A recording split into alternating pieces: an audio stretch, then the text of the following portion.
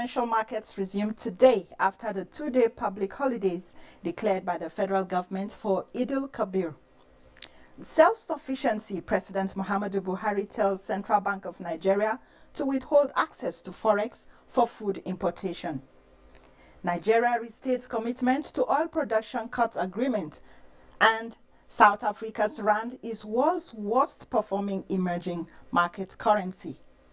This is Business Express reaching you from Abuja, the nation's capital, and I am Muplang Dakok.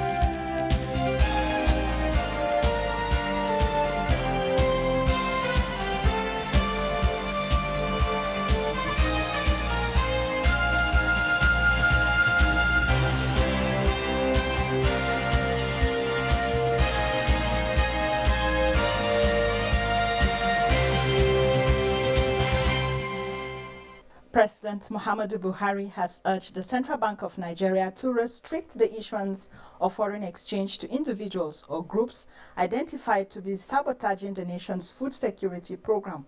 The president, while receiving members of the Progressive Governors Forum, expressed displeasure over importation of rice and other food items into the country and ordered more drastic measures against smuggling.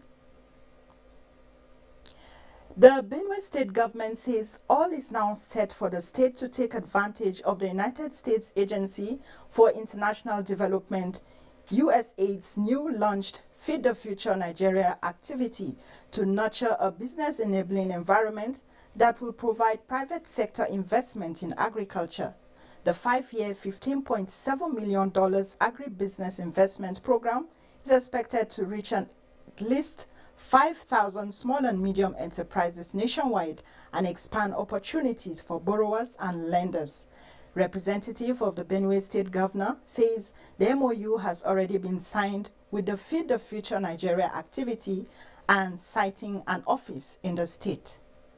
Excellency has realized that if over 80% of Benue State indigents are into agriculture, and then the only way you can impact that state is to impact that number. Yep. And so he sees that the way that that can happen is for those 80% farmers who have a good return on their produce, to guarantee that have a good market. He has also realized that to have a good market, it means that there will be a constant offtake. For constant offtake to take place, you must have a processing arrangement on ground. That's industrialization. He realized that he cannot industrialize the generators, so he must solve the problem of power.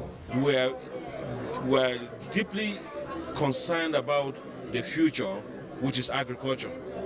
And the governor, who has emphasized the Back to Land program, which is working effectively, is with this, what we have in place here is just act. Is welcome development is something that we are really happy to partner with the American government.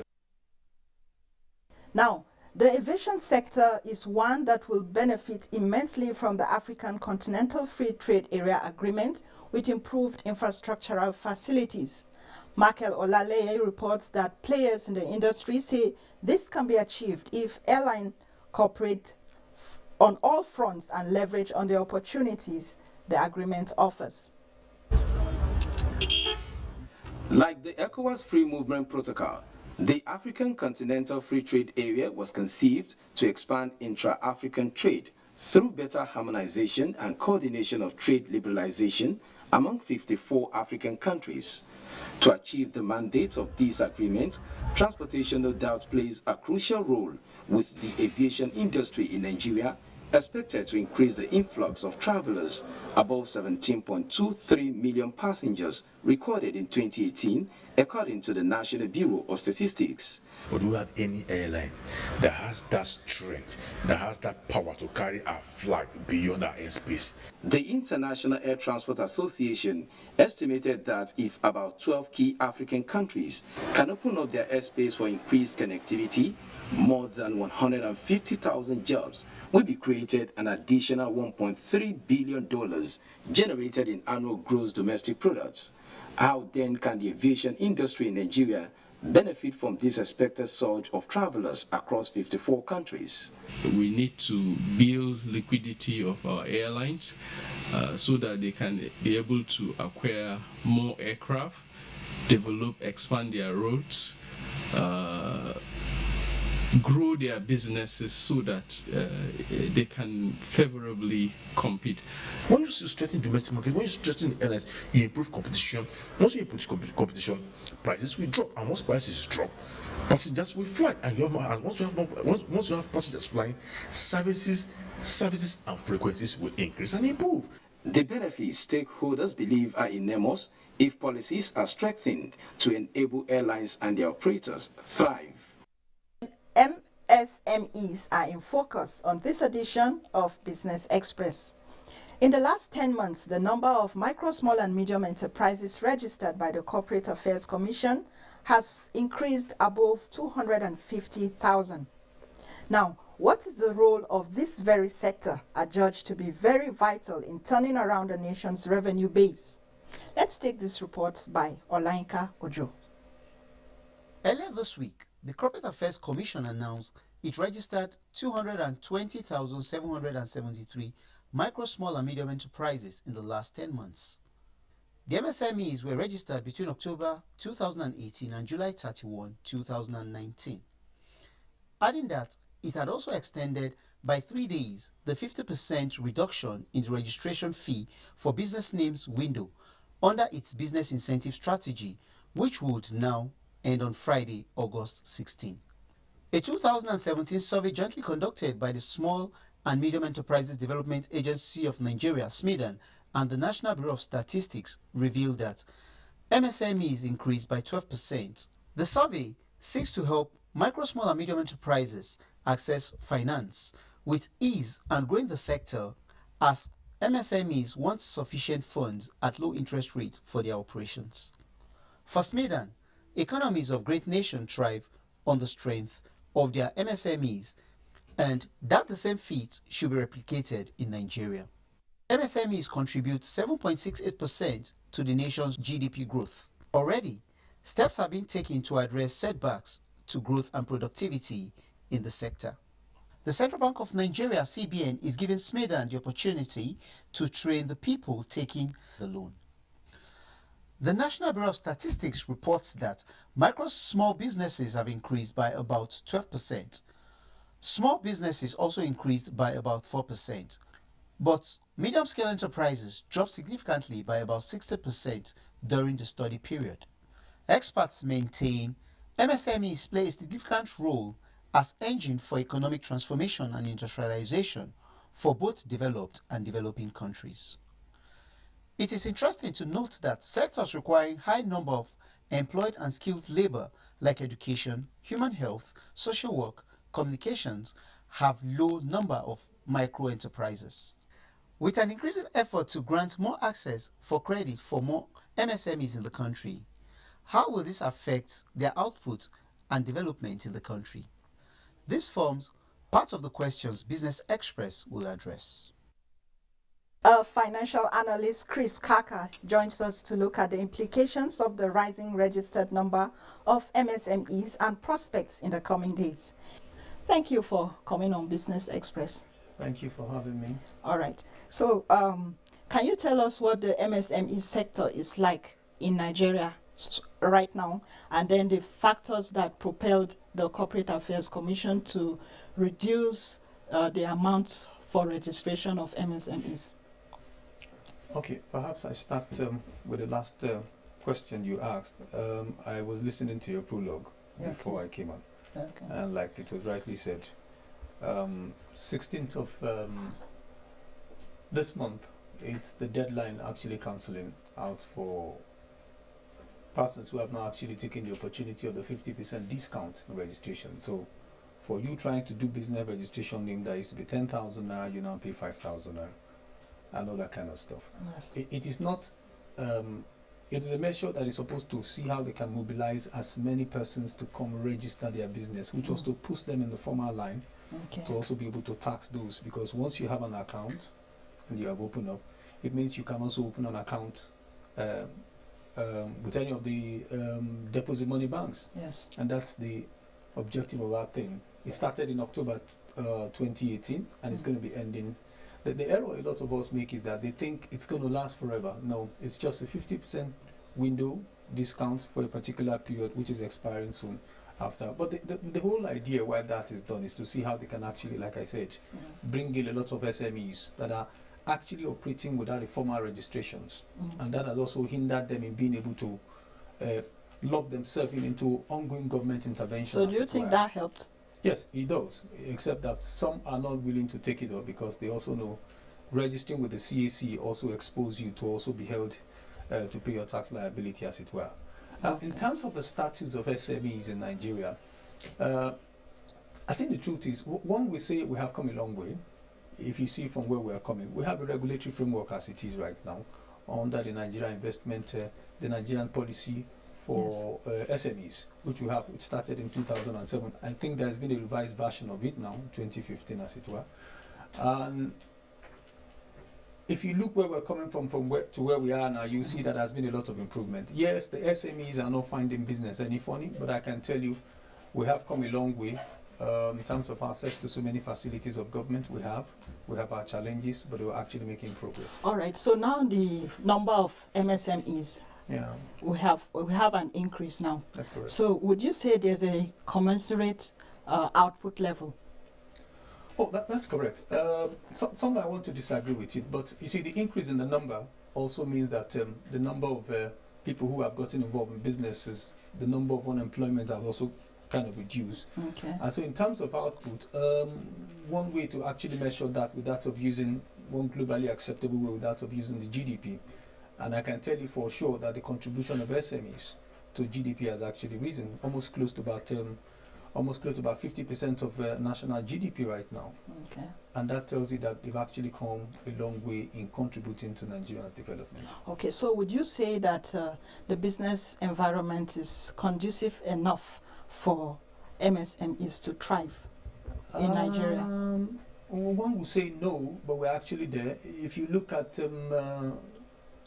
Nigeria used to be ranked 169 out of about 190 different countries in terms of ease of doing business. We've risen to come to about 145, which is part of the outcome of this presidential enabling business yes, exactly, which the Vice President is actually one sharing in collaboration with the Minister for Trade and Investment. And you can see that a lot has been done in that direction. Central Bank has actually created an incentive. There is a 220 billion naira, which has always remained there for a long time for SMEs to access. Some say they have challenges with it. The challenges can be dealt with.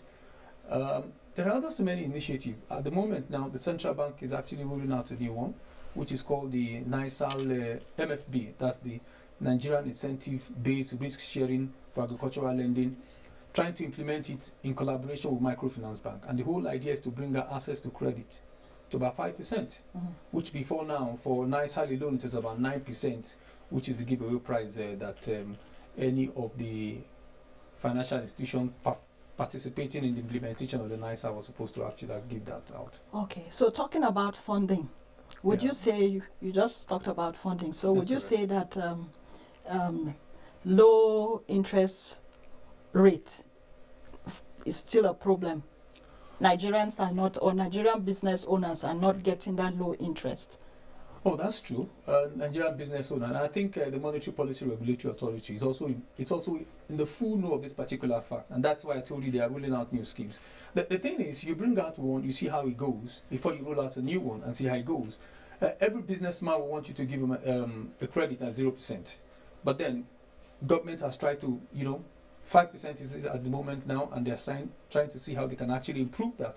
But one thing must be noted, and very clearly, that the deposit money banks who give out those things, it is their investors' money, not the government's money. And because their investors and owner also expect returns on their investment, you find them also trying to put some money. They hide some under some management fees and all that kind of stuff to actually increase. Even when they tell you their interest rate is single digit, you find that it's actually higher than that. But having said that, I must say that the financial institution is actually doing a lot right now. They are collaborating to see how they can help SMEs, not only in assessing credit, but in building their capacity to operate. Because beyond finance, even if you have all the money you need in the world, if you don't have the technical capacity to manage your business, that money goes down the drain. Yes. And that's one of the challenges. That's the apathy of deposit money banks for lending to SMEs. They feel they don't have the technical capacity to manage the resources that they're actually asking for. If you check the papers some few days ago, non-performing loan in Nigeria has risen to about 1.5 trillion naira. What that means is that, look, it reduces the capacity of these deposit money banks to also continue to lend money out, because the pool of resources they have given out cannot be recovered. At least timely payment of debt on schedule is not being met. And so you find that there is a lot of issues in it. And I think that's why government has come up with so many other policies to address emerging problems from new policy that is actually created. Okay. So insurance has not really, or the knowledge of insurance has not really penetrated to MSMEs. So how important do you see insurance to MSMEs? I think insurance is as important as an individual having a car wanting to have an insurance policy. Everybody wants to have an insurance policy. The truth of the matter is that the premium is what some do not have. I mean, the event anything happens to your car you bought today and somebody is willing to give you a brand new one just for some premium you pay annually, you are willing to jump at it. With SMEs, I wouldn't say the knowledge is not there of the import of the relevance of insurance to their business. I mean, recently you had that in Ogun State, fish farmers had their farms, almost about 300 million naira was lost because a flood came and took away their ponds, both the artificial and the natural ones, and took away all the fishes from it. Now, if that business were actually insured, you are so rest assured that a percentage of that particular money that but do the farmers really know about that, these things? yes, that they need to get their farms or their products insured? Yes, majority of them, like NAIC, a lot of them know what NAIC does. And government has actually liberalized agric insurance right now. IGI is involved in it. So many other insurance companies are involved in it. And what it does with NAIC is that government subsidizes insurance premium by 50%. So you can go to NAIC and pay 50% of the premium you're supposed to pay. That is a subsidy the government puts on agriculture.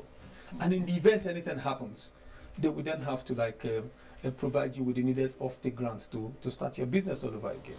All right. Thank you very much, Chris Kaka, for joining us on Business Express. It's been a That's pleasure where we'll being here. end this discussion for today. Thank you very much. So it's the first trading day of the week as financial markets in Nigeria resume after the Eid al-Kabir holidays. Stocks failed to appreciate at the start of the holiday shortened week. The all-share index declined by 0.82% to end at 27,083.11 points at the start of the week. Market capitalization ended at 13.198 trillion naira. 235 million shares were traded in the course of the day, valued at 3.291 billion naira in 3,922 deals. The banking stocks dominated activities led by Guaranty, First Bank, Zenith Bank, and Access Bank. European stocks traded lower for a third straight session amid continued concerns about the fallout from the US-China trade war. Bosede Ebel has a roundup of activities across markets. The United States Trade announced on Tuesday that certain products, including clothing and cell phones, were being removed from the tariff list based on health, safety, national security, and other factors, and will not face additional tariffs on 10%. Other tariffs will be delayed to December 15th from September. Also, President Donald Trump said that the move was designed to avoid any potential impact on holiday shopping ahead of Christmas season. He added China would very much like to make a trade deal.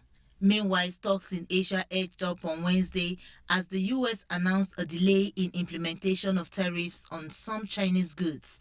Shanghai Composite gained 0.42% to 2,808.91. Hang Seng Index was fractionally lower as of its final hour of trading, while Nikkei rose 0.98% to close at 20,655.13. U.S. stocks opened slightly lower in early trading. Dow futures dropped 98 points, indicating a negative open of more than 37 points. Futures on the S&P and Nasdaq were both slightly lower.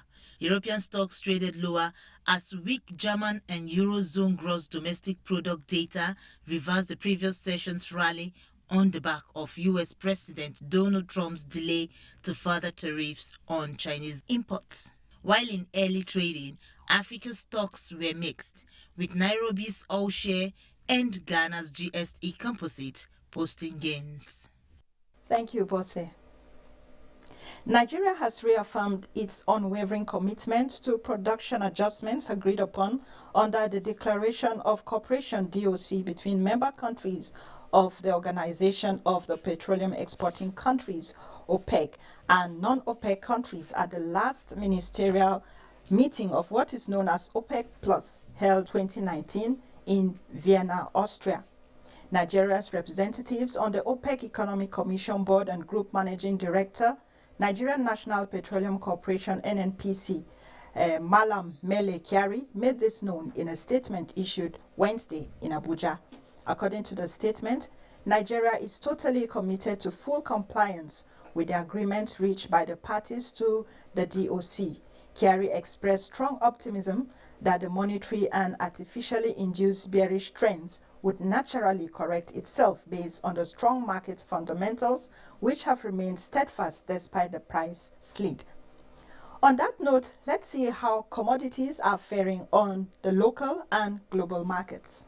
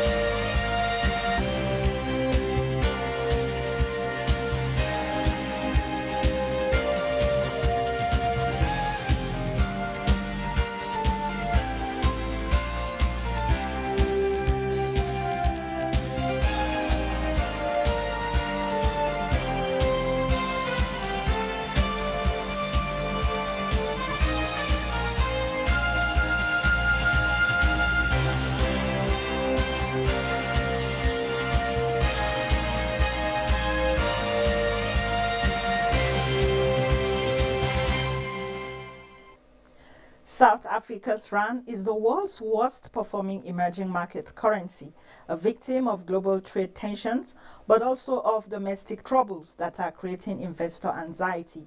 As with other emerging market currencies, the rand has been hit by ongoing tension between the US and China over trade. It has been in continuous decline for the past 2 weeks. The country's economic indicators are not providing relief.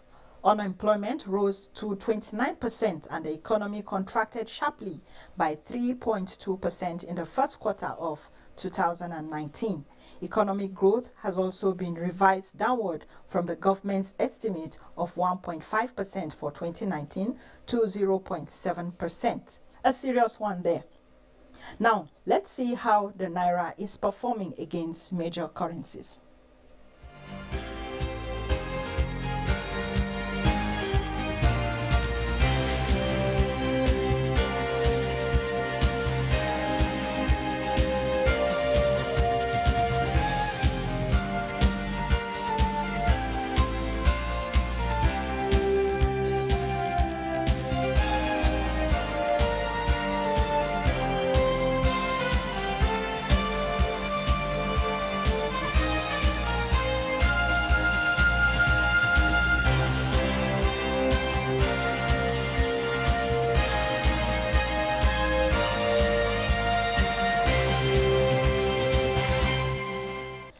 And with that, we've come to the end of this edition of Business Express. You can access all previous episodes on YouTube, and you can also communicate with us on Twitter, and the handle is @NTA News Now. The hashtag is BizX.